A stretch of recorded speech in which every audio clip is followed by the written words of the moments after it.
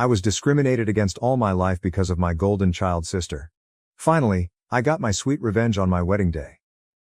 I faced discrimination my entire life because of my golden child sister, and she even tried to walk down the aisle at my wedding. Finally, I got my revenge. My parents always favored my sister, and it was far from subtle. If she accused me of something, they'd believe her and punish me. But if I accused her, even with undeniable proof, they'd give her a lighter punishment and find a way to scold me too. My birthday cake always had to be her favorite flavor, and my parents pretend they didn't know I hated it. They always bought her more than me and took us where she wanted, even if it was supposed to be about me. My sister grew up spoiled and used me as a punching bag. At first, she mostly ignored me, but things got worse when we were teens. She ended up with no friends, and her behavior deteriorated. Did her friends move away or ditch her because she was mean? I don't know, because we were never close. My parents boasted about her achievements but never mentioned any issues, whereas they constantly highlighted my flaws as teasing material. I only knew she had no friends because we went to the same school, and I noticed she was no longer with people. Meanwhile, I was fairly popular. My sister realized this and suddenly turned me from an occasional punching bag to someone she needed to take down constantly. She started accusing me and my friends of more things. My parents stopped letting me hang out with anyone, with excuses like, "They're not good people according to your sister," or, "Why are you trying to leave us? Why can't you be like your sister and enjoy family time?" What saved me from complete isolation was my extended family. Most of them lived in the same hometown, and I got along well with my cousins despite some age differences. At one gathering, they invited me to something. I don't remember what, and I sadly replied that I wasn't allowed to go anywhere. When asked why, my kid self bluntly said it was because I wasn't allowed to have friends since my sister didn't have any. This got back to the adults, who apparently tore my parents apart later. I was scolded for lying and grounded for a month, but after that, they gave me some leeway, so it was worth it. My sister changed schools. I guess the humiliation of our extended family knowing her social status was too much, so she demanded to switch, and my parents immediately obliged. Even though it cost them more since the school was further away, she made friends at the new school. However, she never went back to mostly ignoring me. Having felt the power to mess with me and being angry that I told the family she had no friends, she never let me go. My life remained difficult. Her friends would come over and bully me, which my parents called light teasing. I never invited friends over because my parents were awful hosts, or my sister would accuse them of stealing, and my parents would believe her. I did become close to my cousins though, as my parents never dared to treat family that way. Then I got my first boyfriend. I didn't want to bring him home, but my parents insisted. At one point we were separated and he came to find me to tell me my sister was flirting with him. She came over in skimpy clothing, batting her eyelashes, and started telling him how bad I was and how good she was. He was irked and ran off to find me. Of course, my sister told my parents a different story, that my boyfriend had tried to flirt with her, but she naturally refused since she couldn't do that to me. Guess who my parents believed? My boyfriend wasn't perfect, but I immediately believed him for a mean reason. Remember, I was a teen suffering from unfair treatment. I was very resentful and moody and hated my sister as much as she hated me. With that disclaimer out of the way, let's talk about looks.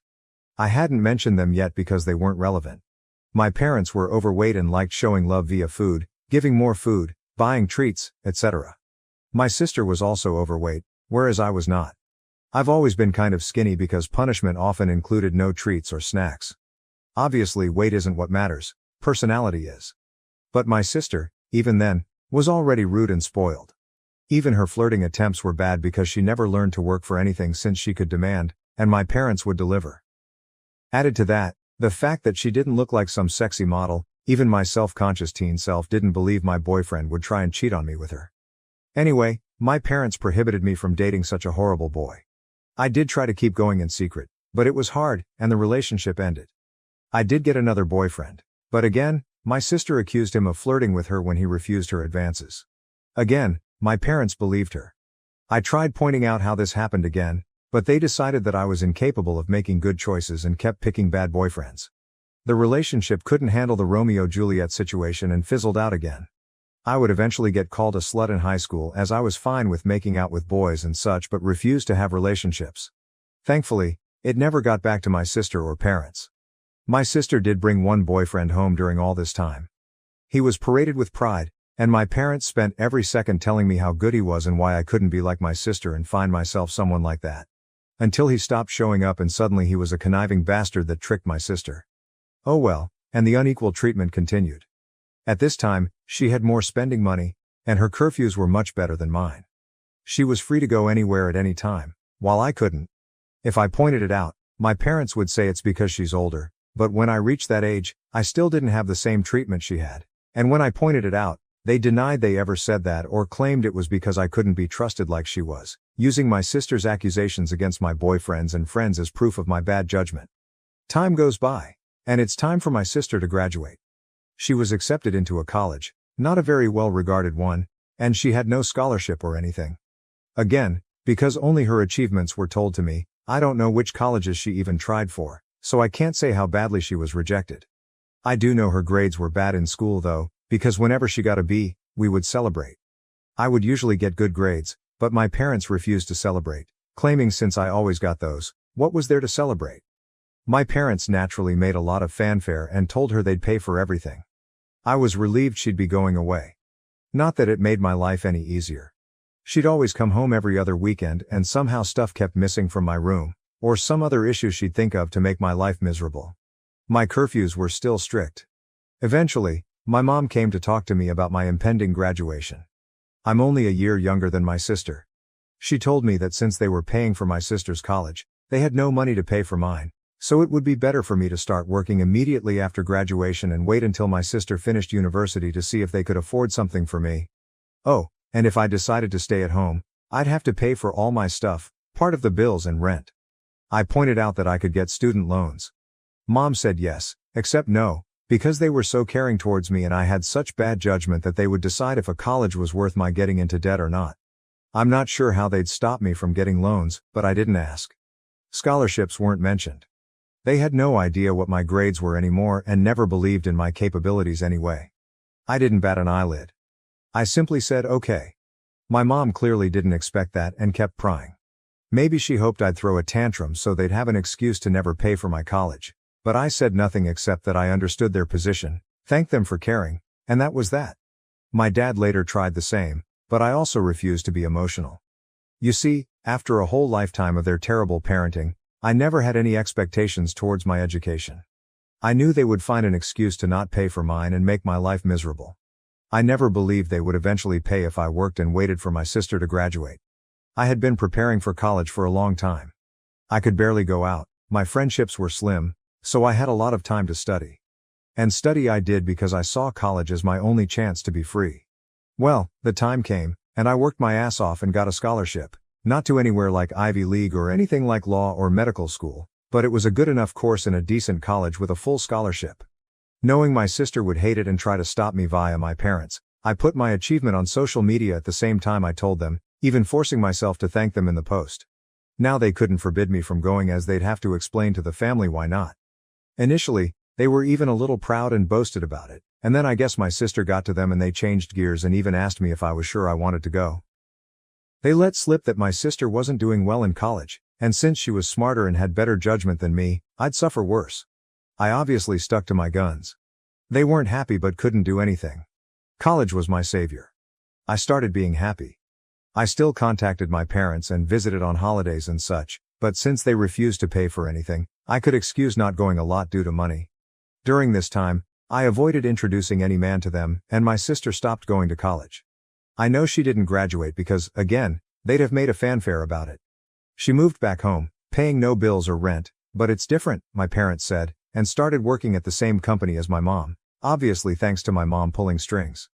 This was all presented to me as a point of pride. Almost there, I promise. I met my husband around this time. You know those people who say, if I were in that situation, I'd have done something. My husband is the type who actually does. I'm the type who is meek and a doormat in any situation and then can't sleep at night wishing I had done something, had thought of something witty to say, etc. I'm the person who can't help but cry when I'm angry. My husband is the guy who claps back immediately. He loves drama and loves to resolve it. He's the guy that if he doesn't immediately reply to a slight, you better start worrying because he won't forgive and forget, he's just doing something worse for revenge.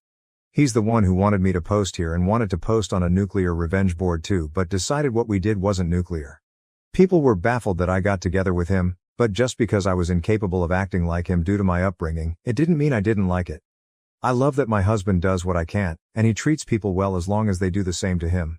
When we discussed marriage, we decided we didn't care much about the ceremony due to our budget, as we'd rather spend on a dream trip to Europe for our honeymoon.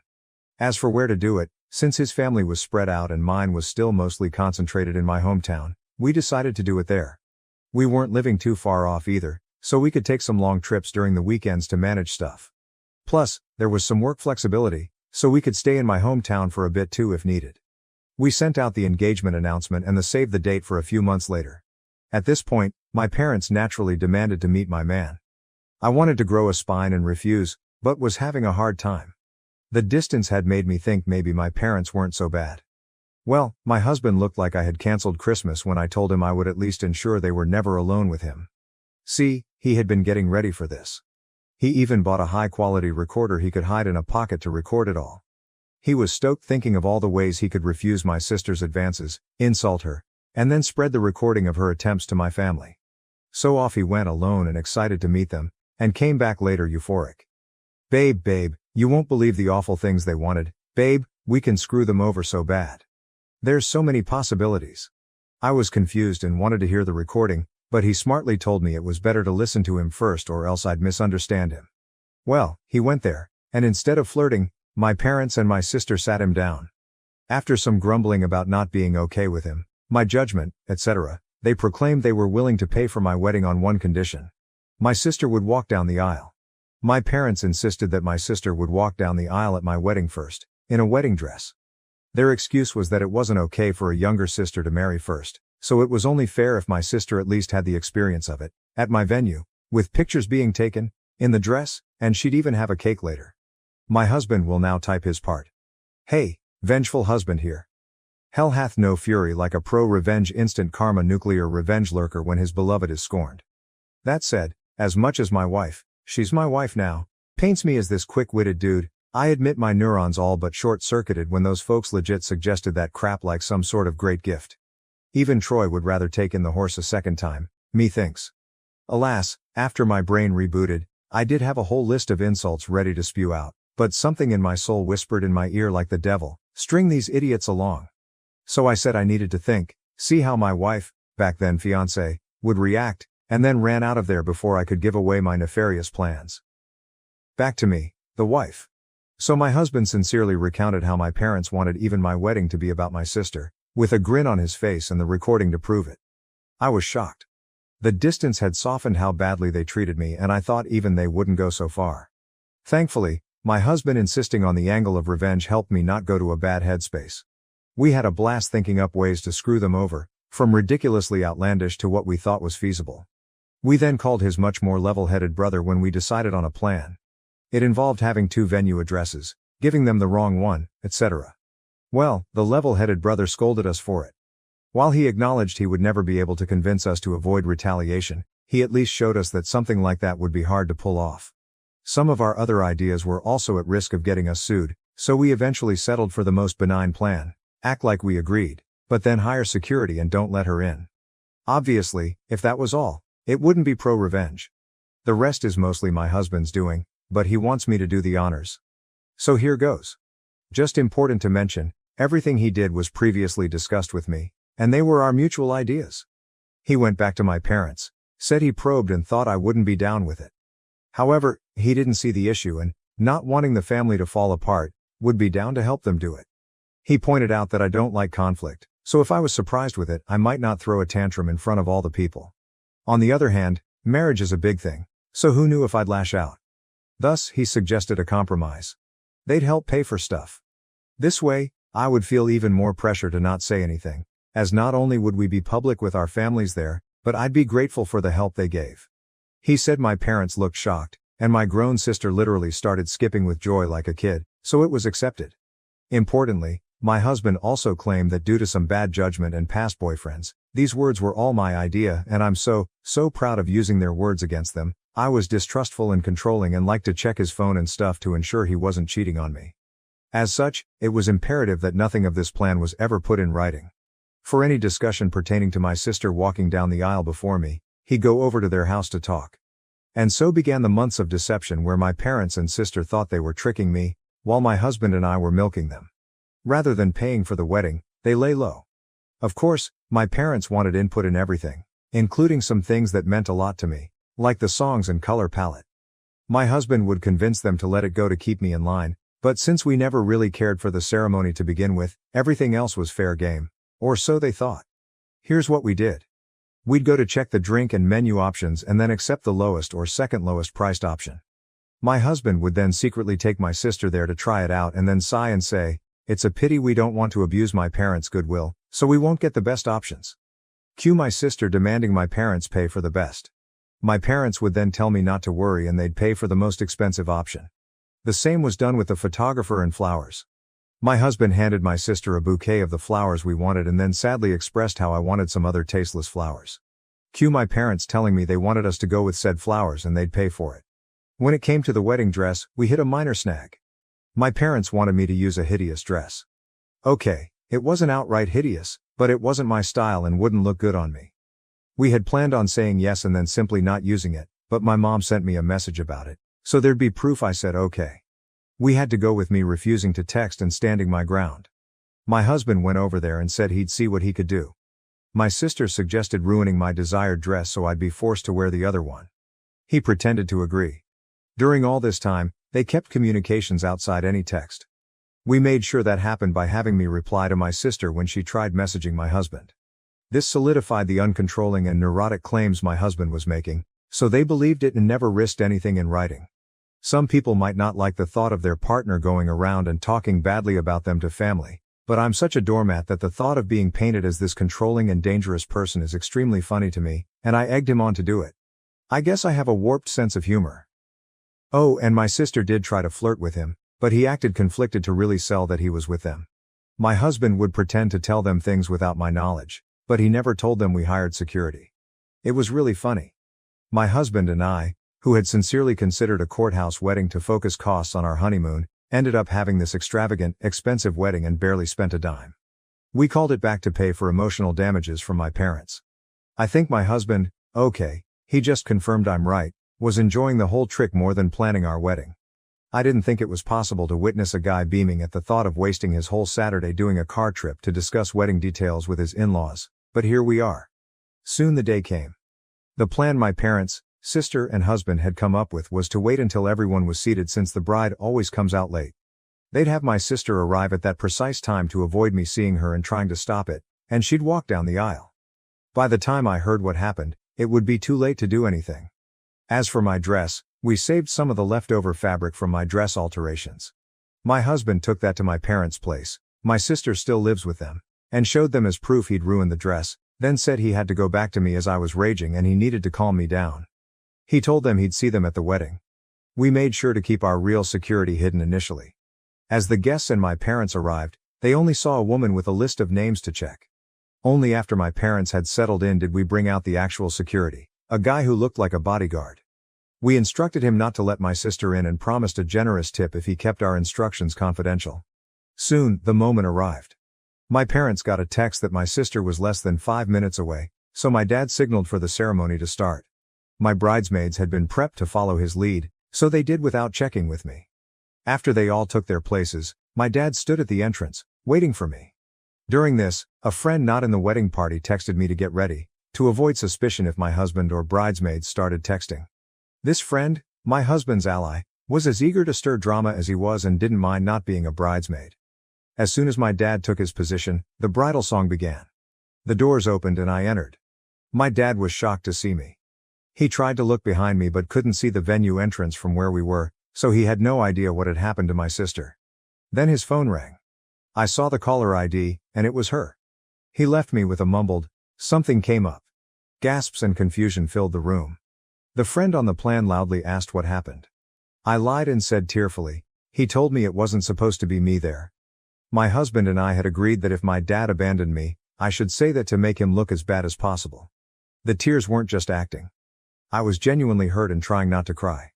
The friend then loudly asked, "What did he mean by it shouldn't be you?" So that everyone could hear and spread it.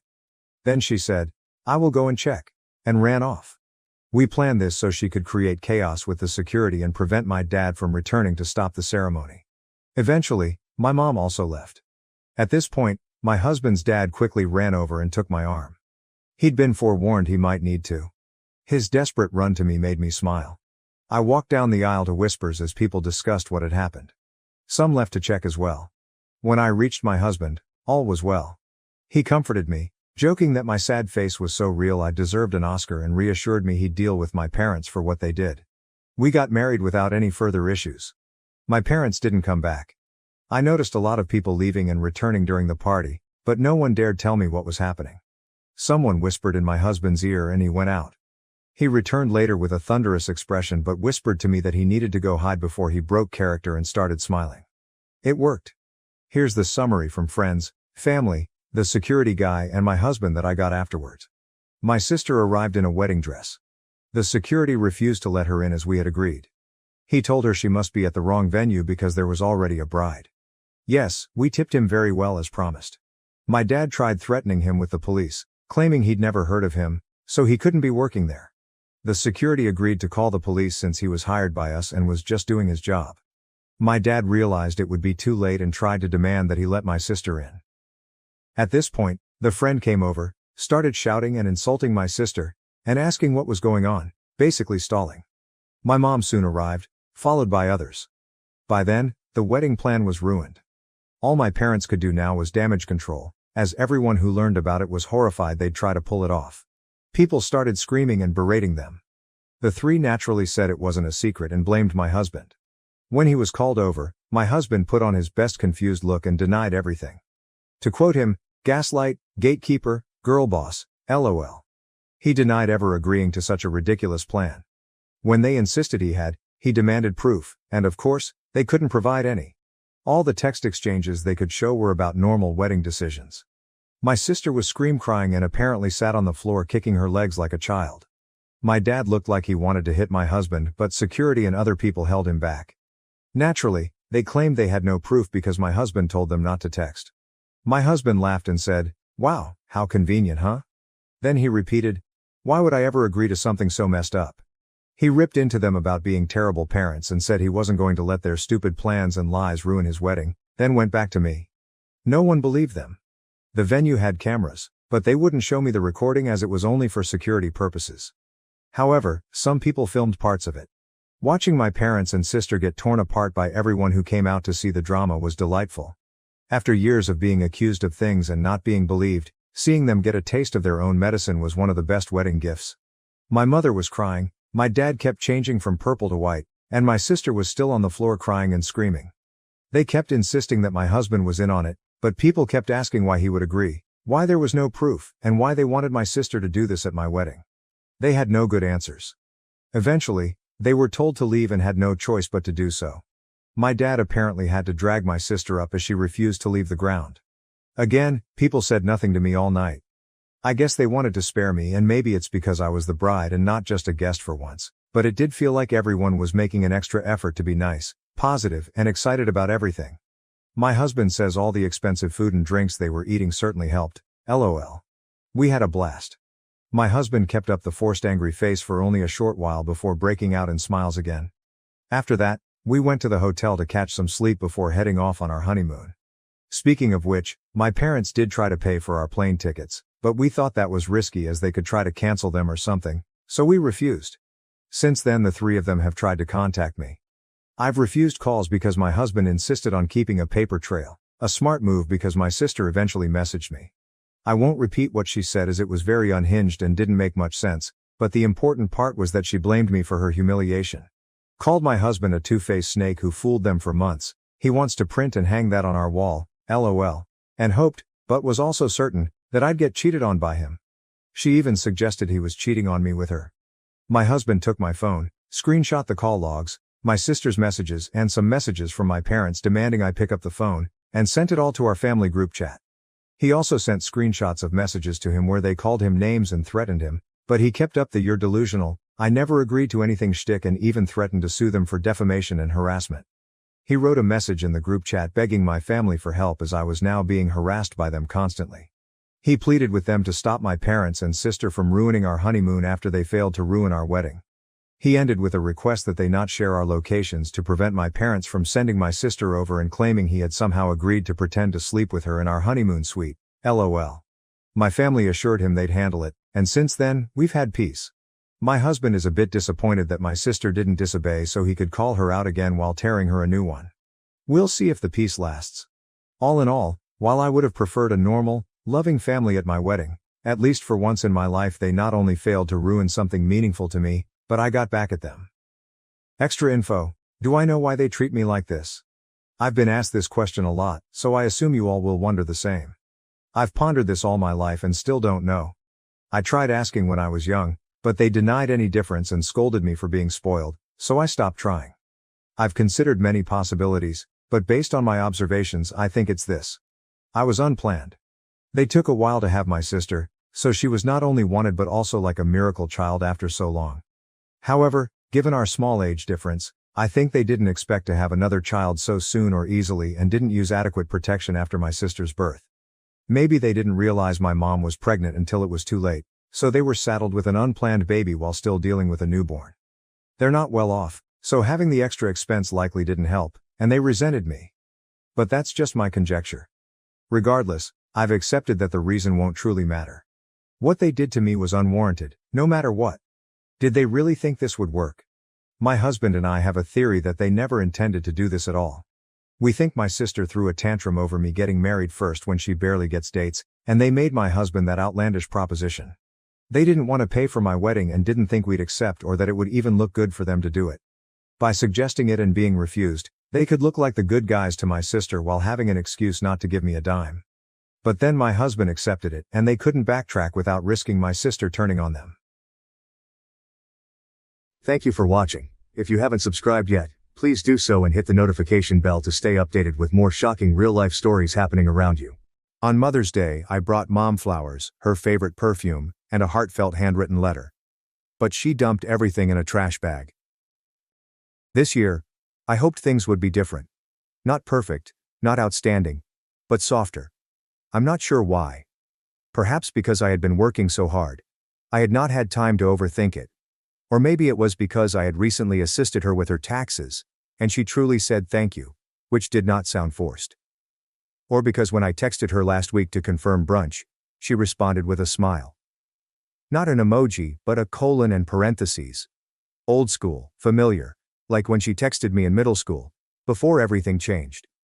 So, yeah, I gave myself hope. I got her favorite perfume, the one she used to wear as a child and called me love in public. I got fresh flowers from a local shop, not the grocery store. And I spent literally hours on a handwritten letter. This isn't your typical Hallmark thanks for everything card. I told her that I understood things hadn't always been easy, that I respected all she sacrificed for me, and that I still loved her, even if she didn't always seem to want me around. It wasn't desperate, just honest. I convinced myself that brunch may be a reset, a way back in. She had me when she was just out of high school. For very some time, it was just us. Messy, yet close.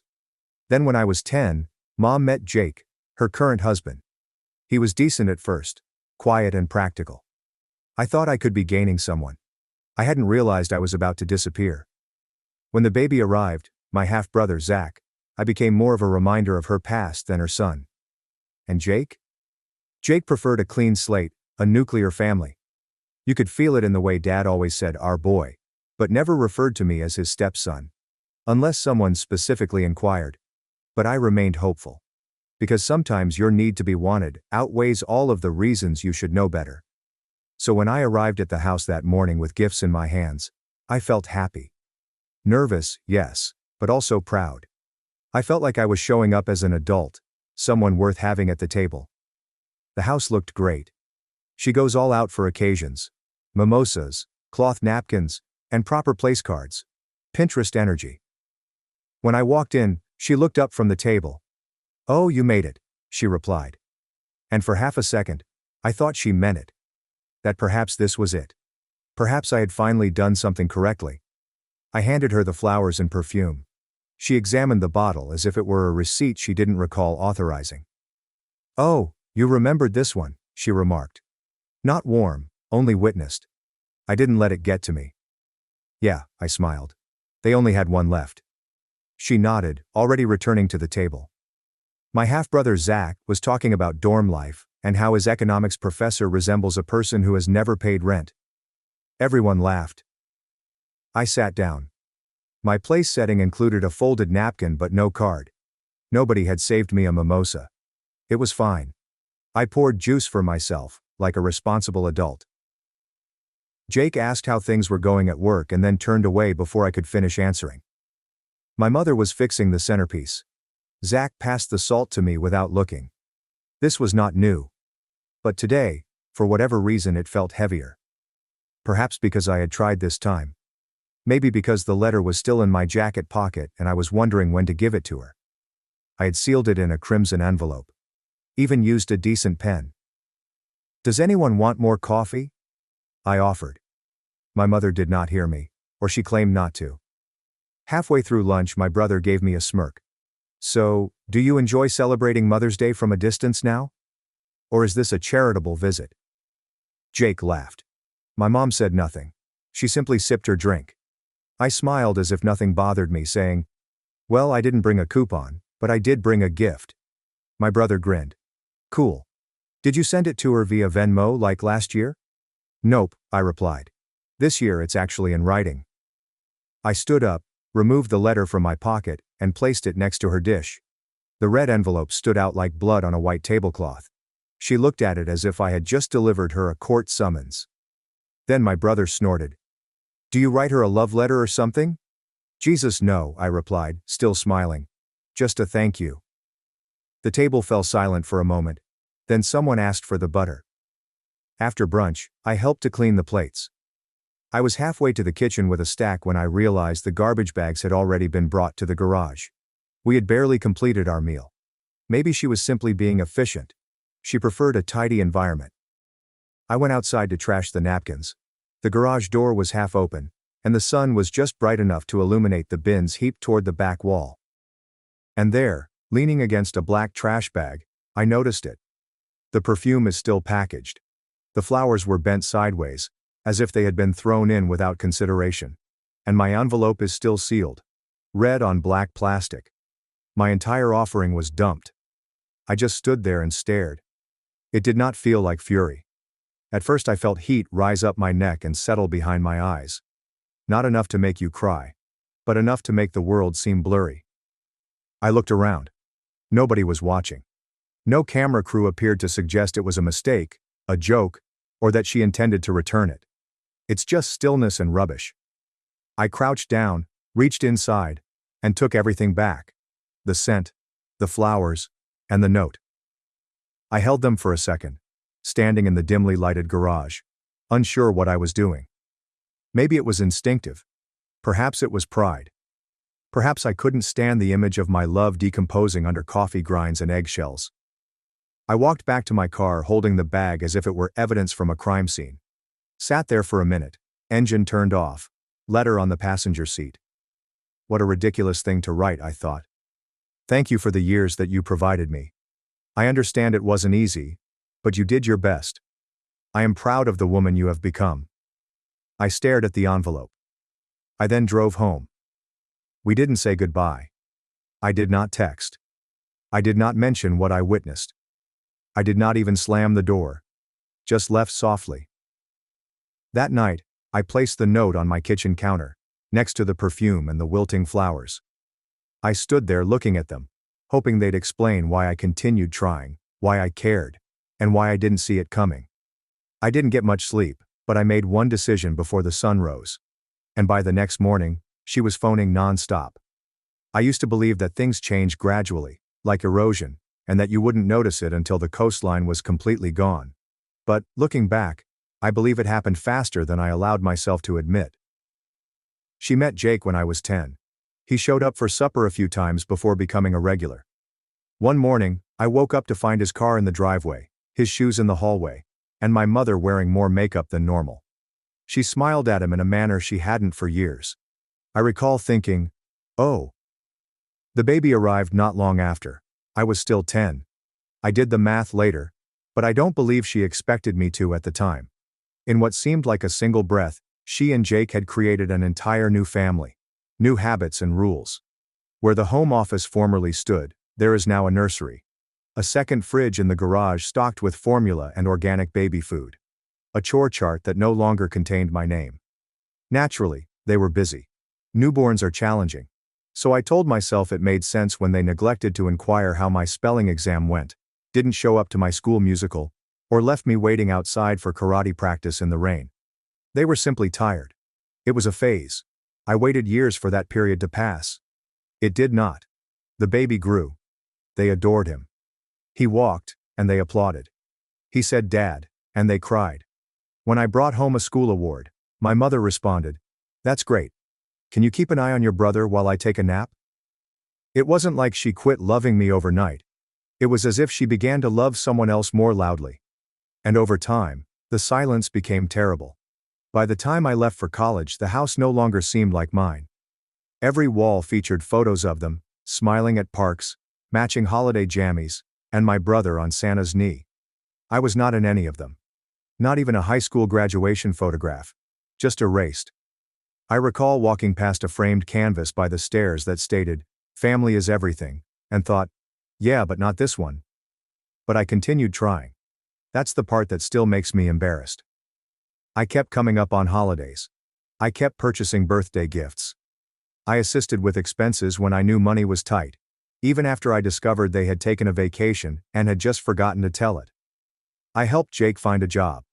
I used my relationships to promote him for a client-facing function for which he lacked the necessary qualifications. He nailed his interview. When no one is fact-checking you, charisma can get you far. They never told anyone I helped. It was fine. I reminded myself that I wasn't doing it for credit. I was doing this to stay connected. To feel as though I was still theirs. Even after I acquired my own apartment and a decent job, I continued to visit, call, and contact my mother on odd Wednesdays to say, "Hope your day is going well." Sometimes she responded. She sometimes left me to read for days. But when she did answer, it was like oxygen. She texted me once after I helped her with some insurance papers saying, "You always come through. Thank you." I reread that message for weeks. I'm not proud of it, but if you've ever felt invisible to someone you used to be close to, you'll understand. That's why this year's brunch hurt so much. Because I had allowed myself to imagine that we had turned a corner. She confirmed the invitation with a smiley face in her text message. She thanked me after I assisted with her taxes. She did not beg for money. That month I felt things could be leveling out. Perhaps she was softening again. And for a little moment that morning, standing on her porch with flowers, a message, and the perfume Mom used to wear when I was younger, I felt like a son again. Then she smiled at my brother's joke about me being part family, and remained silent when Jake halted me mid-sentence, and moved the conversation to something about stock options. And when I delivered her the envelope, she hardly looked at it. The one I'd spent the night writing. The one in which I told her I loved her even when it hurt and felt one-sided. Then she tossed it away. I kept seeing it. The bag outside the garage, the folded and crumpled red mail, the unopened perfume box, and the half-crushed flowers under other trash. I took it all back out. Not to give it again. Not trying to make a point. I just couldn't bear leaving it there. Because those items were not just gifts. They were mine. They were me. And if she didn't want them, I was finished giving. My mother sent a message that same evening. "You departed in a strange mood. I hope that wasn't something we did." It almost had me laughing. But it didn't, because nothing about it was amusing. Not the years I spent shrinking myself to make room for the version of her life she preferred. Not the 1,000 little kindnesses I gave without asking. Not the memory of her tucking me in at 7 and saying, "You're my whole world." Only to grow up and discover that world had borders I was never allowed to cross again. They did not kick me out. They simply made sure I always felt like I was visiting someone else's family. So, I have not phoned them back. Because for the first time, I'm not attempting to be invited in. I'm trying to recall what it's like to belong to myself. I didn't sleep that night, not out of fury or sadness. There was something worse. Clarity. That dismal, cold clarity that sets in when you've stopped hoping. It's like standing in a house you thought you'd live in forever, only to discover that all of the walls are hollow. Around 2 a.m., I strolled into my kitchen and arranged the 3 gifts on the counter: perfume, flowers, and a letter. They appeared smaller and sadder today, like vestiges of a version of myself I no longer recognized. I stared at the envelope for a long time, wrinkled by the garbage bag, but still sealed. I did not open it. I did not need to. I understood exactly what it said. I opened my laptop. First, the utilities. I logged into the accounts I'd been silently paying: gas, water, and power, and set up final payments for the month. Then I erased my name from everything and closed the auto draft. Next, consider the tuition account. I had offered to assist pay for my brother's next semester. The transfer had not yet gone through. It was slated for the 15th. I canceled it. The confirmation email made it official. Then I opened a fresh email and addressed it to my mother. Subject: Mother's Day. Body: just a heads up. I hid an envelope of cash inside the letter I handed you. It was intended to go for Zach's tuition. I thought you'd know what to do with it. I hope it did not get lost. I pressed send. Then I shut off my laptop, brewed tea that I did not drink, and sat in silence. Allowing her to deal with it felt better than yelling. The text began to arrive around 8:12 a.m., as expected. Wait, what do you mean by cash? I did not see any envelopes inside. Are you serious? Oh my God, how much was inside? I will look right immediately. Then there were the calls, which came in repeatedly. I watched as the screen lit up and then went dark. Voicemail after voicemail piled up like small panic episodes. I didn't respond.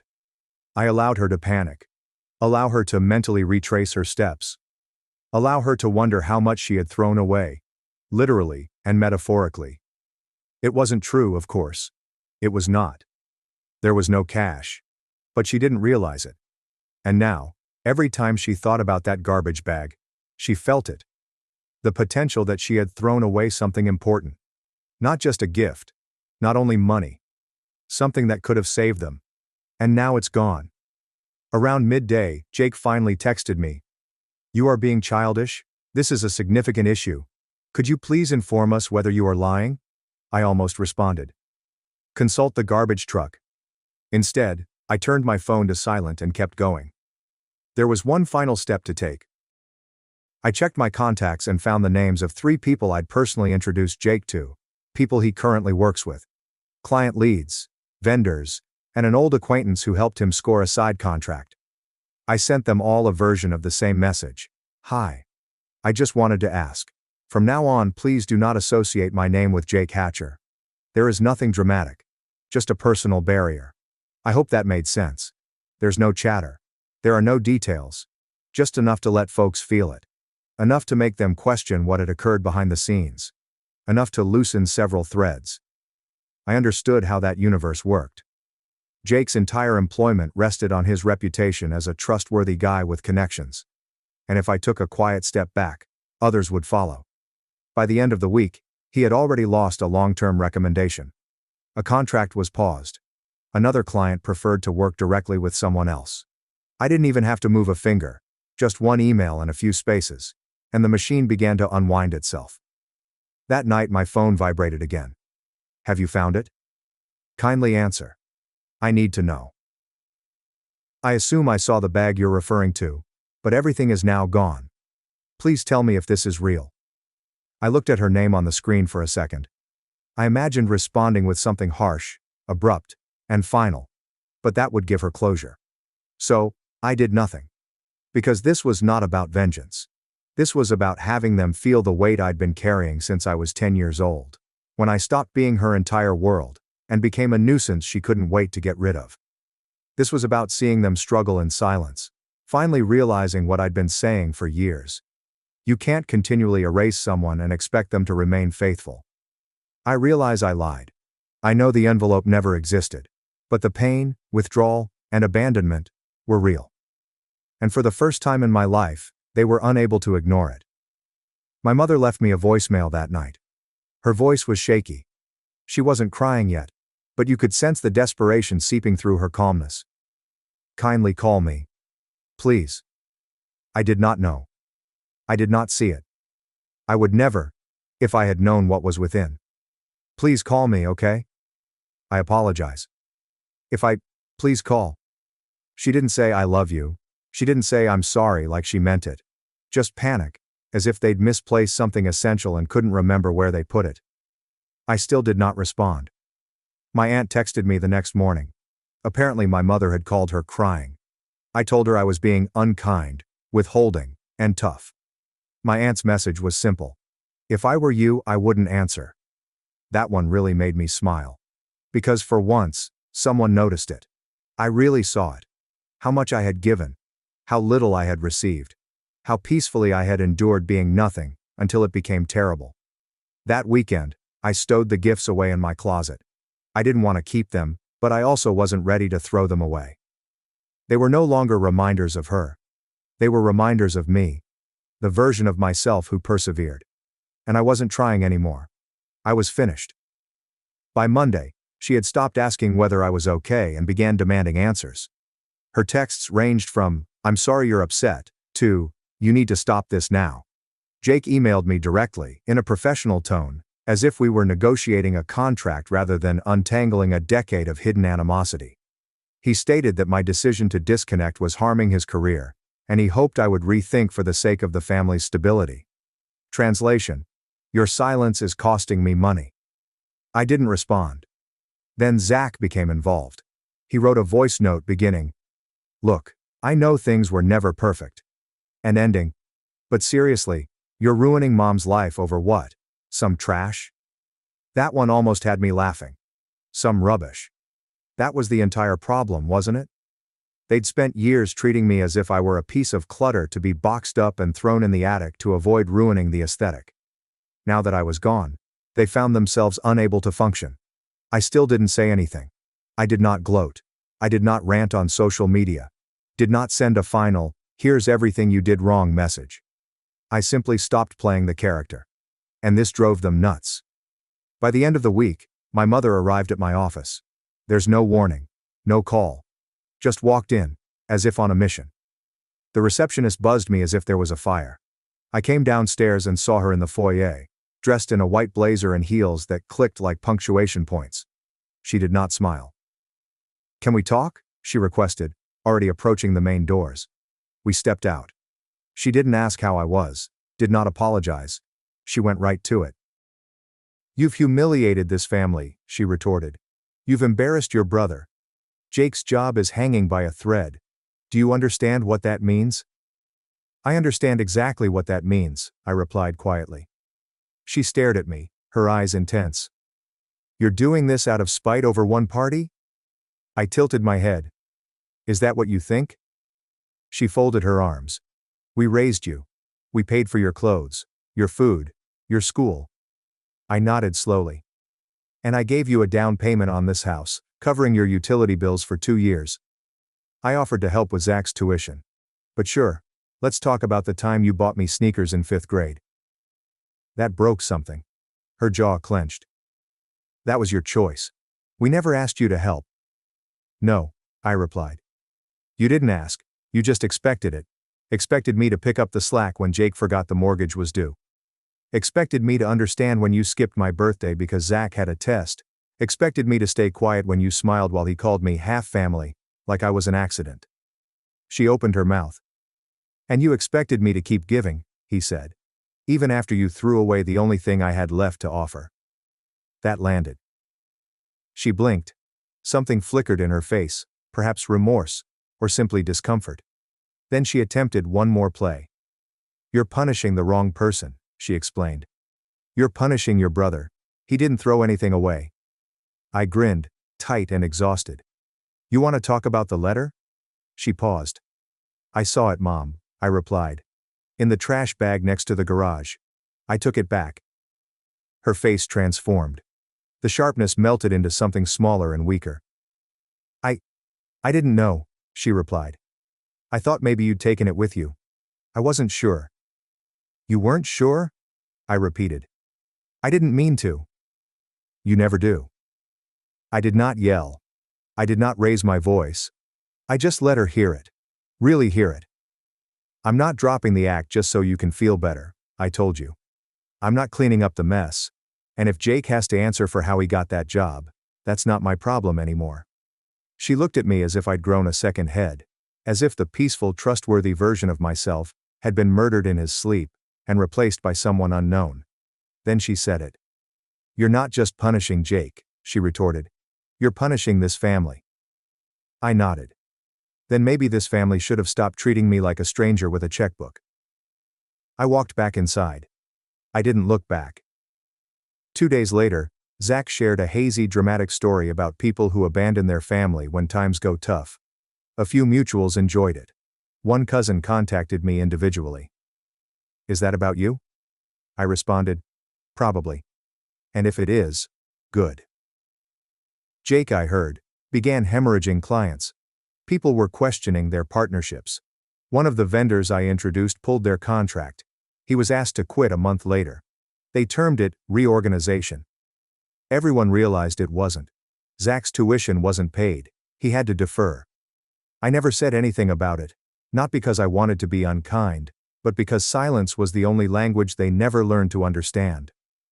A few weeks after the office scene, my mom, Jake, and Zach called me as a group. I didn't respond. They left a voicemail. "We just want to talk," she murmured, sweet and cautious, like someone attempting to reset a chessboard after flipping it. Zach murmured, "Sorry, I guess." Jake did not speak. Then my mother added, "You made your point. So what now? You're disowning us?" I replayed the message twice. Once to hear what they said, and once to hear what they didn't. Nobody said "I'm sorry" like they meant it. Nobody complained we didn't treat you well. They simply wanted me back in position. Return to the role. But I was done playing it. So I did not respond. I blocked that number. 3 months later, I was promoted. We moved into a better flat. I began having small dinners with folks who genuinely wanted to hear what I had to say. Then, one night, my mom sent me a message. "Saw you moved. Hope you're doing well. If you ever want to talk, I'm here." She didn't say what she did or didn't. She didn't ask how I was. She only wanted to see if the door was open. It was not. I made tea, sat on my balcony, and gazed out at the city lights. There's no noise, there is no guilt, no performance, just silent. And in that silence, I felt freer than I had in years. Sometimes I wonder if I was overreacting. Maybe I should have just let it go. Smiled despite the sting. I picked a better time to set boundaries. I choose peace over quiet. But then I remembered the garage. I recall standing there with my unopened gifts, still damp from the garbage bag. I recall writing the letter with shaky hands, attempting to appear vulnerable in front of someone who threw it away without hesitation. And I know I didn't burn any bridges. I just stopped carrying the weight of one that was torn down years ago. I'm not proud of lying about the money. But I am not ashamed of it either.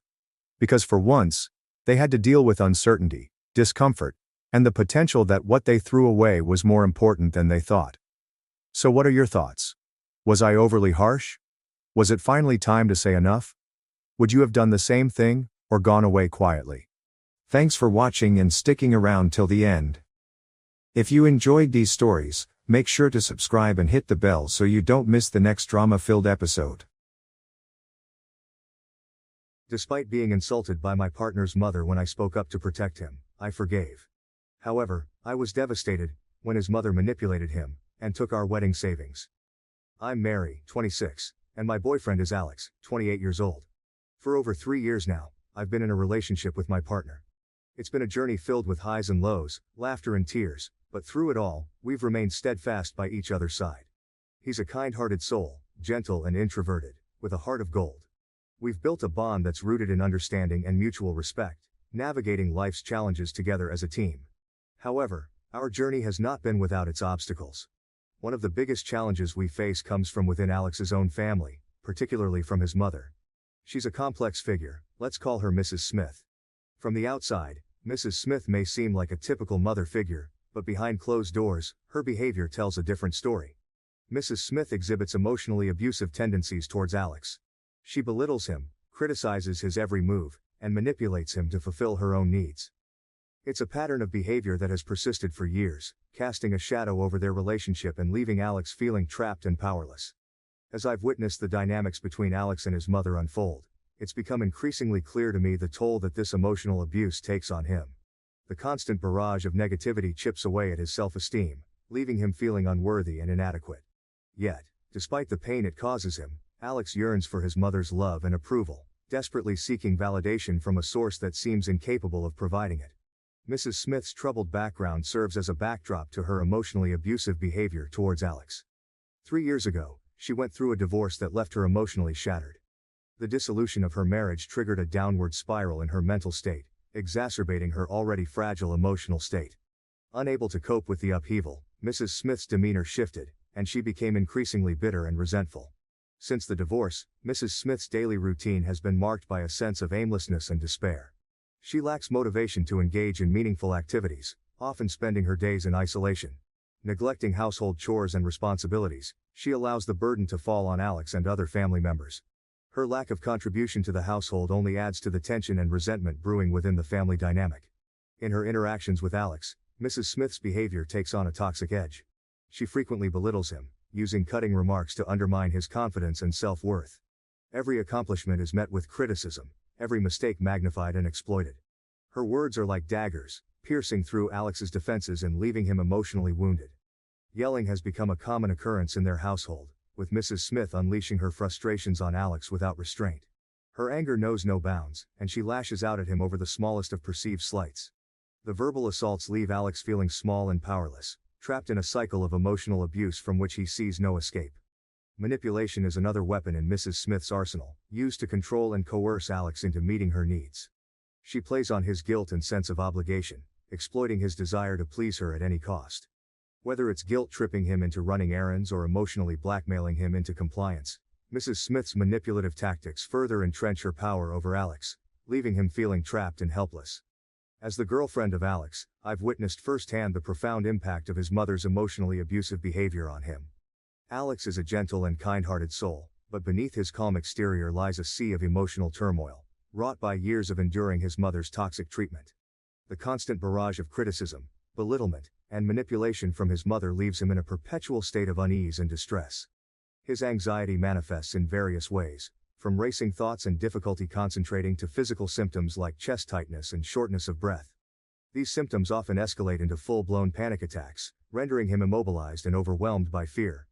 Her constant criticism and manipulation chip away at his self-esteem, leaving him feeling unworthy and unlovable. He internalizes her harsh words and begins to question his own worth, doubting whether he's deserving of love and respect.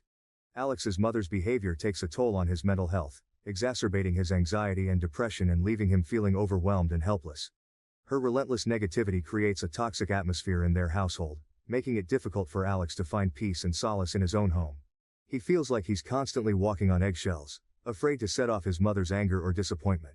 Despite the pain and anguish caused by his mother's behavior, Alex continues to yearn for her love and approval, desperately seeking validation from a source that seems incapable of providing it. His desire for his mother's affection is a double-edged sword, as it leaves him vulnerable to her manipulation and control. He fears confronting her and standing up for himself, worried about the repercussions and potential backlash. I've found myself grappling with the heartbreaking reality of his situation when it comes to seeking refuge from his mother's toxic behavior. It's a question that weighs heavily on both of our minds. Can he come stay with his dad? The answer, unfortunately, is not as simple as we had hoped. Despite the desire to find sanctuary in his father's home, Alex's dad lives in a cramped one-bedroom apartment, unable to accommodate him. However, even in the face of this obstacle, there's a glimmer of hope in knowing that his father would do anything to support him. Alex's father would be willing to make the sacrifice of moving into a larger space to provide his son with the comfort and safety he so desperately needs. Yet, despite his father's potential willingness to make such a sacrifice, Alex remains paralyzed by fear at the mere thought of confronting his mother or seeking refuge elsewhere. The terror he feels towards his mother's wrath is a powerful deterrent, holding him back from taking steps towards asserting his own autonomy and seeking a better life for himself. It's a heartbreaking reality that we're both faced with, knowing that we're working tirelessly to move out and create a safe haven away from the toxicity of Alex's home environment.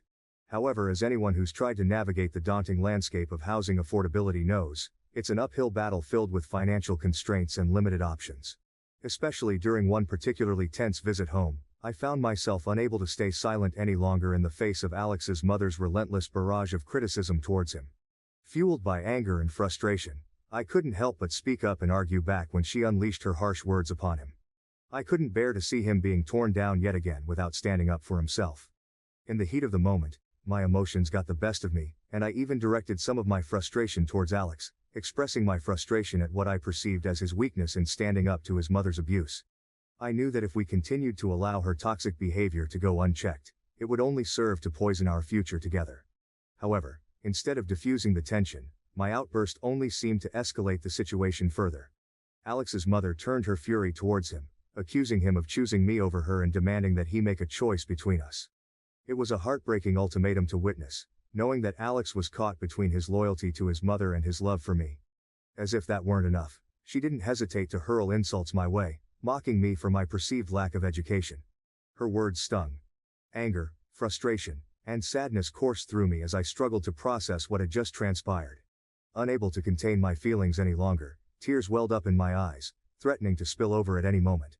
I made the decision to leave. I couldn't bear to stay in that toxic environment a moment longer, surrounded by negativity and hostility. I hoped that Alex would come after me, that he would show some sign of defiance against his mother's control and choose to stand by my side.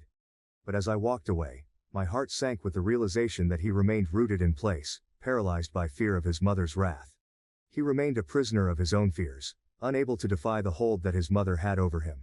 In the aftermath of the heated confrontation and my subsequent departure, I was left grappling with a whirlwind of conflicting emotions.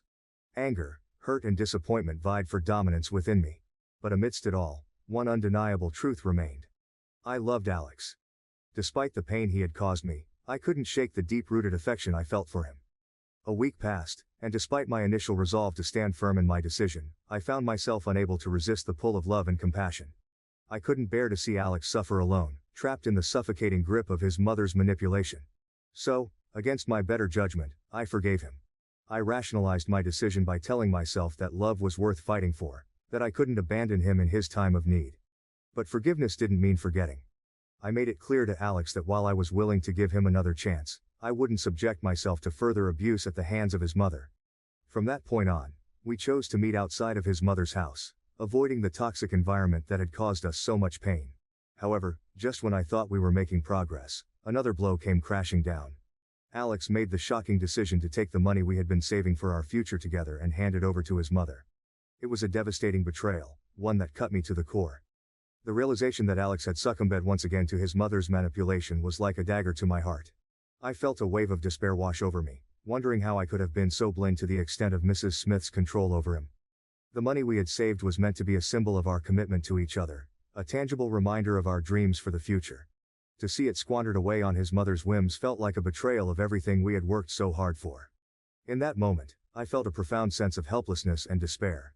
It was clear that Mrs. Smith's psychological manipulation knew no bounds, and I realized with a sinking feeling that I was powerless to stop it. Despite my love for Alex, I couldn't ignore the harsh reality of our situation. And while my heart ached at the thought of walking away, I knew that I couldn't continue to sacrifice my own well-being for the sake of a relationship that was built on a foundation of manipulation and deceit. So he and I broke up. 1 month later, I received a distressing call from Alex. His voice trembled with despair as he confessed that he felt utterly worthless, consumed by thoughts of despair and hopelessness. My heart broke for him as he revealed that his mother had callously betrayed him, taking all the money he had given her and running away with another man. In that moment, it became painfully clear that he needed me more than ever before. Driven by love and compassion, I made the decision to return to his side, determined to offer him the support and comfort he so desperately needed. Together, we embarked on a journey of healing, attending regular therapy sessions at the hospital to address his mental health struggles. Despite the challenges we faced, I remained steadfast in my commitment to him, serving as his rock and source of encouragement during his darkest moments. I took it upon myself to create a sense of hope and optimism for our future, painting a vivid picture of the beautiful life that awaited us once he emerged from the shadows of his past. Slowly but surely, his spirit began to stabilize, and the light of hope flickered once again in his eyes. In the midst of our shared struggles, our bond only grew stronger, forged in the fires of adversity and strengthened by our unwavering love for each other. It was during this time of turmoil and transformation that we made the decision to take the next step in our journey together. We decided to get married. Filled with a renewed sense of purpose and determination, we embarked on the exciting journey of planning our future together, eager to leave the pain and heartache of the past behind us. With each passing day, Our love continued to blossom, a beacon of light guiding us towards a brighter tomorrow. And as we stood hand in hand, ready to face whatever challenges lay ahead, I knew in my heart that together, we could conquer anything that came our way. Now, after being married for 10 months, I find myself pregnant with our son, a new chapter of joy and anticipation unfolding before us. However, just as we began to revel in the happiness of impending parenthood, the specter of Alex's estranged mother reappeared, casting a shadow of uncertainty over our lives once again. With tearful pleas and desperate appeals, she sought to worm her way back into our lives, leaving me feeling torn and uncertain about what course of action to take. In the midst of this turmoil, I find myself grappling with conflicting emotions. As the gravity of the situation weighed heavily on my mind, I felt compelled to speak up, to plead with my husband to reconsider the idea of letting his estranged mother back into our lives. The thought of subjecting our unborn child to the same pain and turmoil that Alex had endured in the past filled me with an overwhelming sense of dread and urgency. In a quiet moment together, I took a deep breath, steeling myself for the difficult conversation that lay ahead.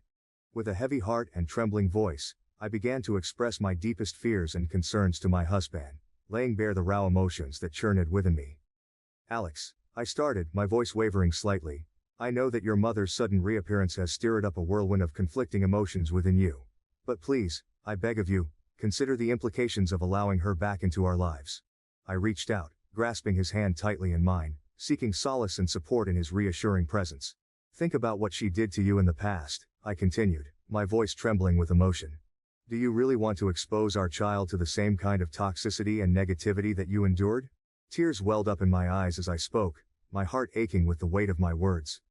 I don't want our child to grow up in an environment filled with pain and resentment, I pleaded, desperation lacing my words. We deserve better, Alex. Our child deserves better. I searched his eyes, silently pleading for him to understand the depth of my fears and concerns. But as I gazed into his eyes, I saw the conflict raging within him, the turmoil of emotions that mirrored my own. For a long moment, there was silence between us, punctuated only by the soft sound of our breathing. And then, with a heavy sigh, Alex spoke, his voice tinged with uncertainty and hesitation. I understand your concerns, Sarah, he said softly, his gaze dropping to the floor. But she's still my mother. And despite everything that's happened, I can't shake off the feeling that I owe her another chance. My heart sank at his words, a sense of resignation settling over me like a heavy blanket. I knew that trying to convince him otherwise would be futile, that his sense of duty and obligation to his mother ran deep. Frustration and anger consumed me as I stormed out of our home, my swollen belly a heavy burden against my frame. Blocking my husband's calls, I sought solace in the company of my best friend, pouring out my grievances in a torrent of tears and frustration. Days turned into weeks, my mood swinging wildly between anger and despair as I struggled to find stability amidst the chaos. Then, one fateful day, a sharp pain tore through my abdomen, sending me doubling over in agony. Fear gripped my heart as my best friend rushed me to the hospital, the urgency of the situation propelling us forward with a sense of urgency. In the sterile confines of the hospital room, the truth of our predicament hit me like a sledgehammer. My baby just turned 8 months old, fought for life within the confines of my womb, his premature arrival a stark reminder of the fragility of life. As doctors and nurses bustled around me, their urgent voices a cacophony of chaos, I clung to a sliver of hope, praying fervently for the safety of my unborn child. Time seemed to stand still as I waited with bated breath, the weight of uncertainty pressing down on me like a suffocating blanket. Then, with a cry that pierced the air like a beacon of hope, my son was born.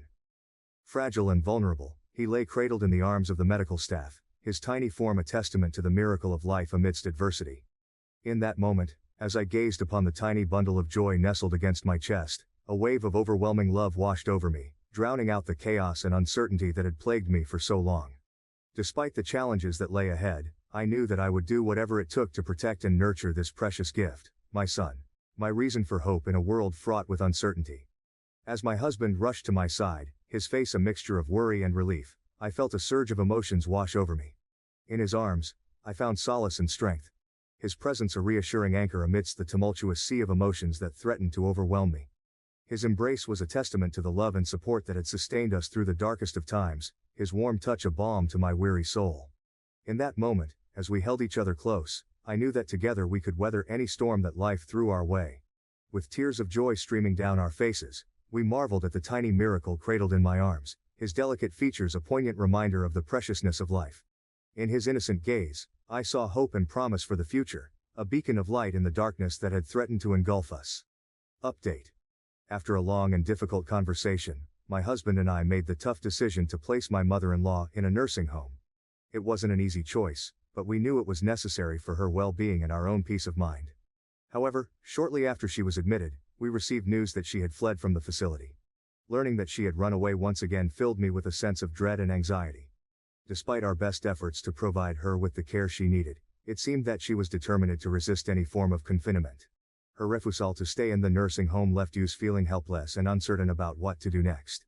As I shared these concerns with my husband, I couldn't shake the feeling of impending doom that hung over us. The thought of her returning and causing havoc once more weighed heavily on my mind, casting a shadow of fear and uncertainty over our lives.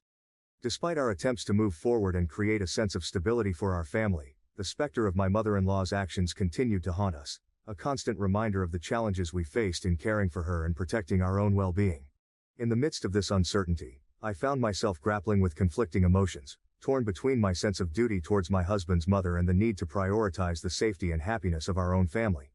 It was a difficult balancing act, one that left me feeling exhausted and overwhelmed.